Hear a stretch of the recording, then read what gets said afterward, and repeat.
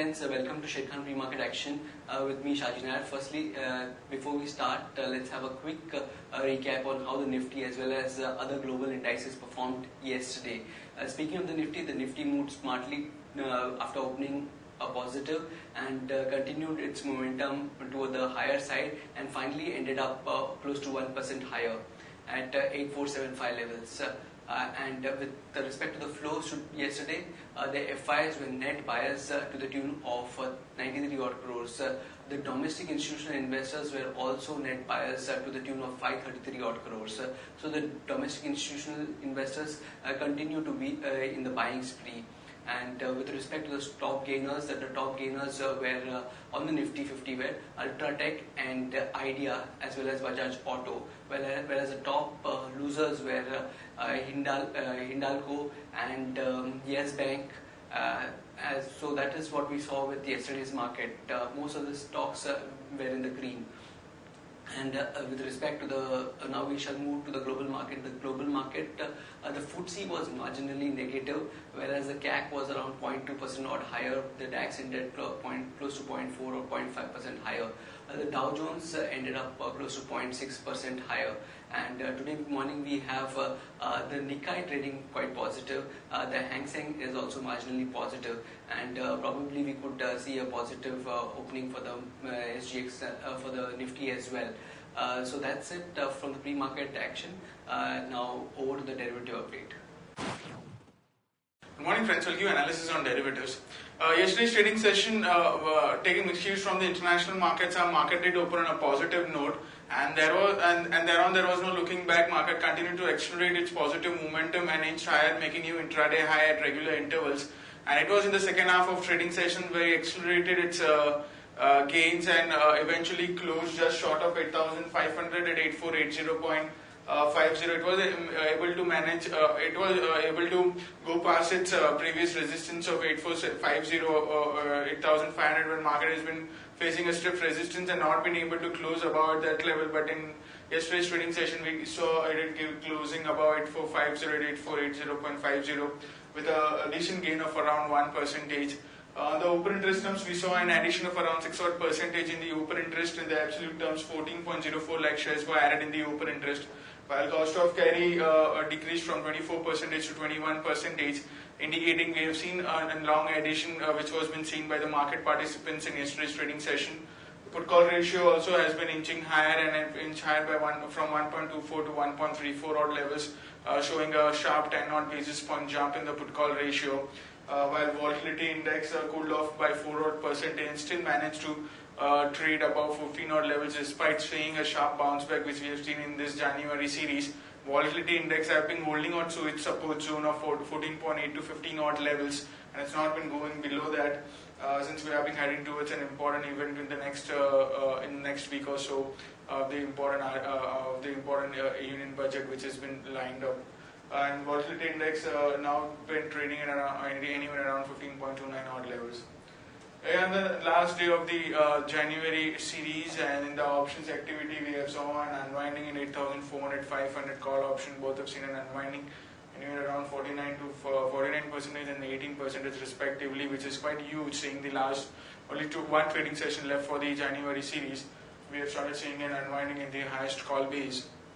While on the put option, we have seen a significant amount of addition, 8,500 put option. Now the base of it is quite low, but seeing an addition of around 74%, it's quite noteworthy. While 8,400 put option, I've also seen an addition of around 26% in yesterday's trading session. So while if you see the highest call base and put base, it's now the call base for the last trading session of the January series have now got shift from 8,500 to 8,600 call option, which is the highest in terms of open interest. Three securities in buying period for today's trade: India Real Estate, Jindal Steel and Reliance Communication. On the FIs front, in index futures, they were net buyers by 371 odd crores. FIs have been trading on the positive side in index futures, especially in the yesterday's trading session. However, seeing the upward momentum and seeing the quantum of buying by the FIs is quite low, seeing the upside which we have seen in yesterday's trade.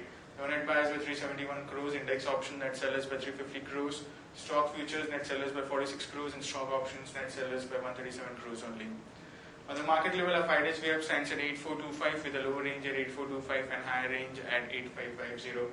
SGX Nifty is trading positive, it's up by 32 odd points and it's quoting at 8517. Now to give you a highlight on the rollover activity, we have seen a decent rollover in both Nifty and Bank Nifty compared to its last month rollover and also compared to its 3-month averages. Nifty's current Nifty rollover has been touched to around 56 odd percentage, and the rollover cost is a bit on the under pressure at 29 odd points, which is a bit on the lower side of the rollover which we have seen in Nifty.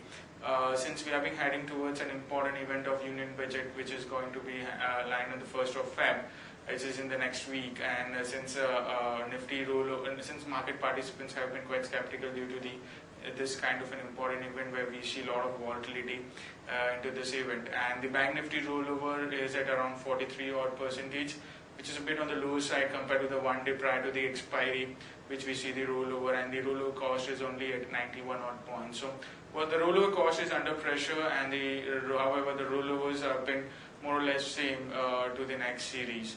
That's it from derivatives. Thank you. So friends, now we'll look at the equity trading ideas for today. On our first equity trading idea, we have Bharti. Bharti reported a disappointing set of numbers.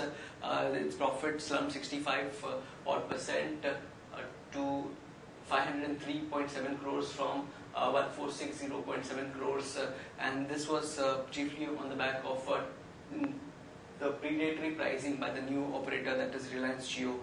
So action to be taken is one can go short on Bharti Airtel, keeping a stop loss at 322 for a downside target of 306 and 300. There was another company came out with positive numbers, Bharat Financial. One can go long on Bharat Financial. The profit soared 143 crores versus the CNBC poll estimates of 111 crores. So the PAT expectations, where the PAT that came out, the reported PAT was far above expectations, and one can go long on Bharat Financial, keeping a stop loss at 668 for an upside target of 697 and 711. The Biocon came out with good set of numbers, and the profits soared 65%, whereas the revenue soared around 32%, and the operating margins came at 30%, and this was due to significant increase in licensing revenue. So one can go long on Biocon, keeping a stop loss at 978 for an upside target of 1027 and 1047. Now moving on to the news update section. Siemens India wins orders valued at rupees 366 crores from ONGC. Then Japanese partners looks to buy out Indian partner in Sona Koyo. Airtel gets board nod to raise up to 10,000 crores through non-convertible debentures. And Kotak Mahindra Bank yesterday sold 2.1% of South Indian Bank at rupees 60 crores. Then Inox emerges as top bidder for SRS Cinema acquisition, and Ashok Leyland Finance arm Hinduja Leyland Finance raises rupees 250 crores through rights issue. And TTK Prestige partners with SME lending startup Innovative Payment, and Tata Motors says Jaguar Land Rover recalls 13,500 vehicles and also recalls 8232 MY17XE F-type vehicles also. So that could be a negative news for Tata Motors. Sun Pharma Industries is looking to sell its subsidiary Om Laboratories, and Sargent Jindal-led JSW Steel is said to have submitted a bid of rupees 25,000 crores to banks for the debt-laden Bhushan Steel. And Hindalco may be in focus today. The stock may see positive action as Alcoa beats street estimates. Now moving on to the result update section. TVS Motors came out with good set of numbers above expectations, and the margins also surprised us positively.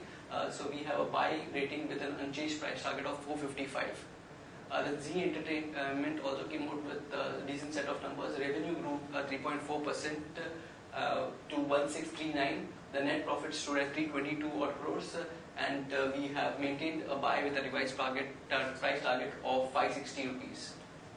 The HDFC Bank also reported a decent set of numbers, although the quarter was affected by demonetization, FCNR redemptions also at 3.4 times FY18 adjusted book value.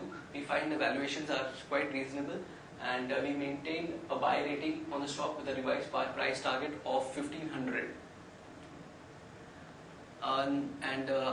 We have other results as well. Wockhardt posted a net loss of 53.91 crores versus 72.04 crores. PNB Housing came out with good set of numbers. Net profit was up 53% at 138 crores. Tata Sponge also came out with good set of numbers. The third quarter sales were up, came at 157 crores. The PAT came at 11 crores versus 5.2 crores.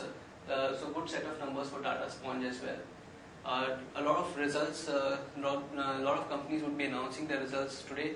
For Maruti, we expect close to 1689 crores of profit. Ashok Leyland around 267, Excite around 154, UPL around 375, IRB Infrastructure around 139, Raymond's around 296.3 crores, Orbit Exports around 3.2 crores, Wipro around 2106 crores, Supreme Industries around 68 crores.